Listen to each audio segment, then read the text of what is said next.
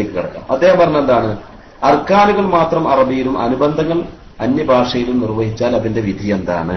അതിന്റെ വിധി, അർക്കാനുകൾക്കിടെ അന്യഭാഷ മിനിമം 2 റക്അത്ത് നിസ്കരിക്കുന്നതിനേക്കാൾ ദൈർഘ്യം കൂടിയാൽ ആ ഖുതുബ തന്നെ ബാത്തിലാകുന്നതാണ്. ഖുതുബ ബാത്തിലാകുമെന്ന് മാത്രമല്ല, ഖുതുബ ബാത്തിലായി കഴിഞ്ഞാൽ ആ നിസ്കാരവും ബാത്തിലാകുന്നതാണ്.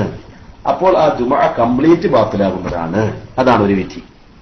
ഇനി അർക്കാനുകൾക്കിടയിൽ അന്യഭാഷയിൽ നിർവഹിച്ചത് മിനിമം 2 റക്അത്ത് നിസ്കരിക്കുന്ന സമയത്തിന്റെ അത്രക്ക് വരുന്നില്ല എങ്കിൽ, അത് ഖുതുബ എന്ന ഇബാദത്താണെന്ന ഉദ്ദേശത്തോടു കൂടിയാണ് നിർവഹിച്ചതെങ്കിൽ അത് ഹറാമാണ്. ഖുതുബ എന്ന ഇബാദത്ത് നിർവഹിക്കുന്നു എന്ന ഉദ്ദേശത്തോടുകൂടി ജുമുഅ ഖുതുബയുടെ ഭാഗമായിട്ട് നിർവഹിക്കുന്നു എന്നാണ് അവന്റെ മനസ്സിലുള്ളത് എങ്കിൽ അത് ചെയ്യുന്നത് ഹറാമാണ്. പടച്ച തമ്പുരാൻ നരകത്തിലിട്ട് ശിക്ഷിക്കുന്ന കർത്തവ്യമാണ്. പോരെ, വിധി പോരെ? വിധി എന്താണല്ലേ ചോദിച്ചത് ജാഫർ സാഹിബ്?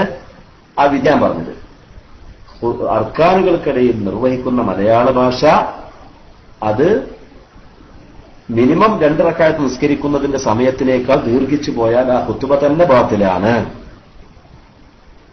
ഖുതുബ തന്നെ ബാത്തിൽ. ഹുക്കുമേ അയാൾ ചോദിച്ചിട്ടുള്ളൂ, ആ ഹുക്കുമാണ് ഞാൻ പറയുന്നത്. ഇനി അത്ര ദൈർഘ്യം വരുന്നില്ല എങ്കിൽ, ഖുതുബ എന്ന ഉദ്ദേശപ്രകാരമാണ് നിർവഹിച്ചതെങ്കിൽ അത് ഹറാമുമാണ്. മനസ്സിലായില്ലേ?